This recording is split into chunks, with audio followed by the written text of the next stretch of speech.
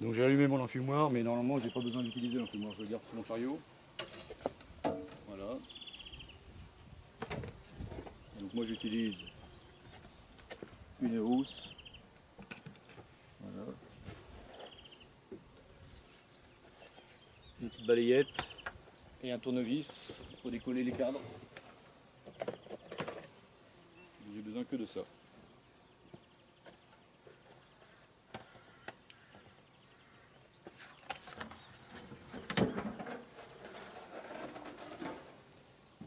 Normalement elles sont descendues, j'espère. Il y en avait beaucoup dans cette ruche. Ouais, on peut voir qu'il n'y a pas beaucoup d'abeilles là. On peut voir par rapport à hier, c'est beaucoup plus calme. Je sais pas si on va. On voit les cadres, mais on voit plus aucune abeille. C'est ça qui est bien avec le chasse-abeille, c'est nickel. Donc là, je vais poser ça, on va récolter ensemble. Voilà.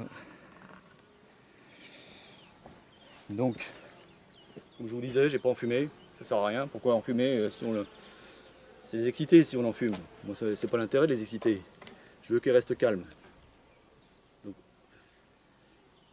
le problème, c'est que bon, voilà un cadre. Donc ce cadre-là, il est bien operculé, on peut voir. Alors pour récolter, il faut récolter des cadres operculés. Au printemps c'est pas évident parce qu'avec s'il y a un peu de colza, le miel a tendance de cristalliser. En été, c'est pas le cas, donc il faut attendre que le cadre soit bien operculé pour le récolter. Comme celui-là par exemple. Donc là, hop, je mets ça. Là, là j'ai fait une bêtise, j'ai fait un peu de bruit là. J'espère qu'ils ne vont pas sortir. Là voilà, encore un qui est bien operculé. Ils ont bien travaillé. Voilà, il faut. Donc comme je disais, c'est dimanche, 8 h, elles ne sortent pas encore. J'en profite. Je ne suis pas dérangé. C'est agréable. Il fait encore frais, 20 degrés. Bon, il y en a une ou deux qui vont sortir, mais juste pour pas m'embêter. Celle-là m'embête, mais c'est pas grave. Il y en a une, je vais prendre la petite balayette, là s'il en reste quelques-unes. Hop, je secoue devant la ruche. Voilà. On voit bien que c'est des beaux cadres operculés. C'est rapide. Pas 3 heures pour chasser les abeilles. Surtout que les miennes, elles sont assez agressives. C'est de l'abeille locale en fait. Si on les emmerde un peu de trop, elles sortent en nombre. Et c'est la castagne. Donc moi j'aime pas trop la castagne. Surtout quand elles sont devant le voile comme ça fait un nuage. Là elles m'emmerdent pas. Bon, il y en a peut-être une qui va m'emmerder, mais bon, c'est pas grave.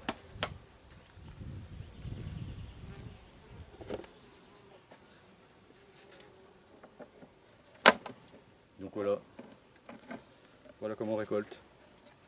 Sans danger, sans difficulté, sans emmerder les voisins.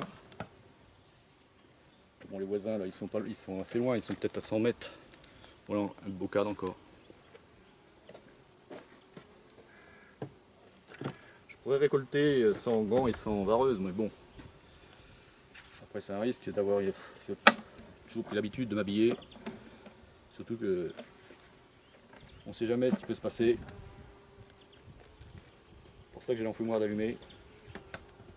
Toujours être prudent.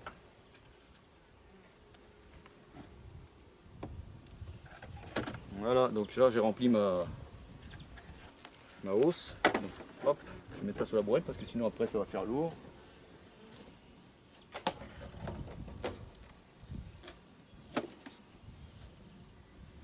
Donc, ma hausse, je sais pas combien ça pèse. L'autre fois j'avais dit 15 kg, mais je pense que ça doit peser un peu plus lourd. Moins facilement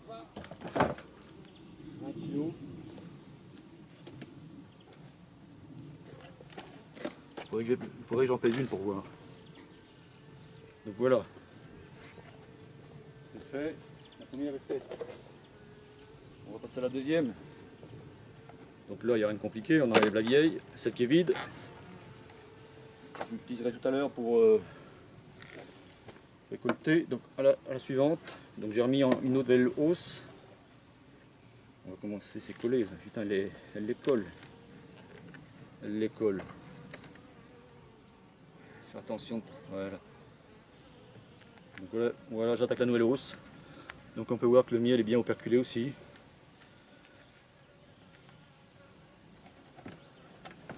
Voilà. Bon, là je vais aller extraire. Et une fois que j'aurai extrait mes hausses, je remettrai les hausses à lécher. Parce qu'en dessous il y a beaucoup de population, donc je ne vais pas laisser la ruche comme ça. Il faut les occuper parce que j'ai pas envie qu'elles chargent les cadres de corps. Bon, et après ça fera un blocage de ponte. Il n'y aura plus assez de couvain pour l'hivernage. Parce que là on est au mois de juin, mais il faut quand même prévoir. C'est maintenant qu'on prévoit l'hivernage. Il faut beaucoup de couvain pour avoir des abeilles d'hiver. Donc pour avoir beaucoup de couvain, il faut beaucoup d'abeilles pour s'en occuper. Donc pour avoir beaucoup d'abeilles pour s'en occuper, il ne faut pas que les cadres de corps soient remplis de miel. Si ils sont remplis de miel, il n'y a pas de couvain. C'est logique. Voilà, on peut voir, ils sont tous bien operculés. Elles ont bien travaillé, elles ont fermé les alvéoles avec un bouchon de cire. Ça veut dire que le miel est mûr, il est au bon pourcentage d'humidité. Entre 16 et 18%, c'est très bien. Au-delà, après, c'est un risque de fermentation du miel. Donc le miel se conservera beaucoup moins, bien, et moins longtemps surtout. Voilà, l'intérêt, pour le conserver correctement, il faut qu'il soit operculé. Bon, comme je disais, l'exception, c'est le miel de printemps. Pas évident, si on laisse les abeilles operculer, on risque d'avoir du miel cristallisé dans les hausses. Donc après, pour l'extraire, c'est impossible. Et oui. C'est pour ça que ce miel-là, je le conserve pour les abeilles. Je le mets dans les bidons, au bidon. Je le remplis à ras-bord. Et je ferme, je bouchonne. Je mets même un peu d'acide acétique pour éviter la fermentation au-dessus du robinet, au-dessus du bouchon. Et ça se passe très bien. Après, au moment que je leur donne, dans l'hiver, je découpe des blocs que je mets dans les nourrisseurs. C'est simple, c'est pas... Voilà, ça y est, c'est fait. J'ai pas été emmerdé. Que du bonheur. Ça, c'est l'apiculture agréable, de loisir. On n'est pas envahi d'abeilles. Et ça n'empêche pas de récolter le matin, on ne dérange pas les abeilles. Là, il y a une protection, le couvain il est en dessous, donc il ne refroidit pas. Surtout 20 degrés,